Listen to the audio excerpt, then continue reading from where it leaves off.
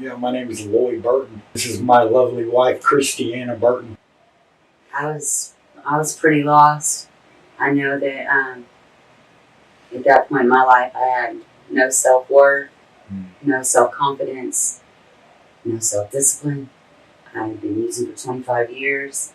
I was pretty broken when I came into this program. I'm Christi. I'm a grateful believer in Jesus Christ. I was from a small town in Lincoln, Arkansas. I hadn't even been to a big city before. Shortly after moving to Houston, I was trafficked, and I was the perfect victim. This man had complete control of my life for years. The physical and mental and emotional damage was horrific. Because I've had my eyes swollen shut, broken ribs, broken jaw, broken collarbone. I had my nose almost bit off my face. I watched a girl have her face stomped in the kitchen floor, and I was made to clean up the blood with her still laying in it. I was forced to watch a young girl have a bag put over her head and raped with a hot curling iron because I tried to get away. That's the level of fear that I was in. That's the level of fear that had me stuck in this. I have a lot of stories, and I refuse to give Satan any more of that from what that man gave me. I can't. When I first came into the program, I was lost in my own mind. My anxiety was so bad, I couldn't go anywhere by myself. You wouldn't see me without my husband. I rode to work with him every day for the first year of my recovery. I walked in fear every day.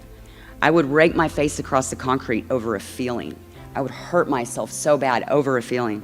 Yeah, my husband had to witness that. And I'm sorry that he had to see that, because I've tried to jump out of his truck going down the freeway. I've had anxiety attacks in front of my husband, screaming, crying, hurting myself. My sister's seen me do the same thing. And all they could do was watch in disbelief. And I don't even know where it came from. You know, I've been hurting myself for years just because I was going to hurt myself before I was going to let anyone else hurt me. I'm full of anxiety too, but I step on serpents today. When I got here the second time, it was with my wife, Christi. My mother had passed on 3 months previously, and I was 6 months into a relapse that truly nearly killed us both. Man, I didn't tell you guys where I come from because it's the same brokenness that you come from. I was an IV drug user. I was an alcoholic my whole life. I'm no stranger to the drug use and everything that goes with it. What I was a stranger to was humanity. What I was a stranger to was the love of a brother toward another brother. Because I didn't grow up with that. I grew up with animosity and violence, you know, and anxiety and corruption and brokenness. And so when I came here, man, this man Dixie Pebworth offered me love. He offered me a chance to change my life, man, and he told me that I could do that if I would just surrender some things. I've picked up Dixie's book, Death is My Next Step, and I remember I was in jail and I was just reading the book and I had no idea. I was halfway through it and I was pretty excited about the book, and I was talking to Loy on the phone from jail, and I was telling him about the book and about Pastor Dixie and this program. And Loy was sitting right there. He said, I'm standing next to Dixie right now. He just accepted me into the program. Yeah, there was a relapse after that because she wasn't home from prison. I convinced my husband to move out of the program and get a home for us for when I came home from prison. But that's because I was still being selfish. I was still, you know, I didn't want to come home and go into a program. I wanted to come home. But I know that was like one of the biggest mistakes in my life because it about killed us both. We couldn't get out of bed without at least a pint to start.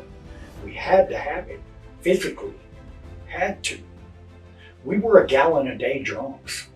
We were together, drinking. We were feeding each other. Yeah. Recovery doesn't mean what you think it means. You don't have to recover like me. The rate and progression of my recovery is directly relational to the level of surrender to God. The more I give, the more He gives. People say you can't be delivered and set free. Once an addict, always an addict. I'm here to tell you that's a lie. I've been delivered and I've been set free from a lifetime a lifetime of addiction.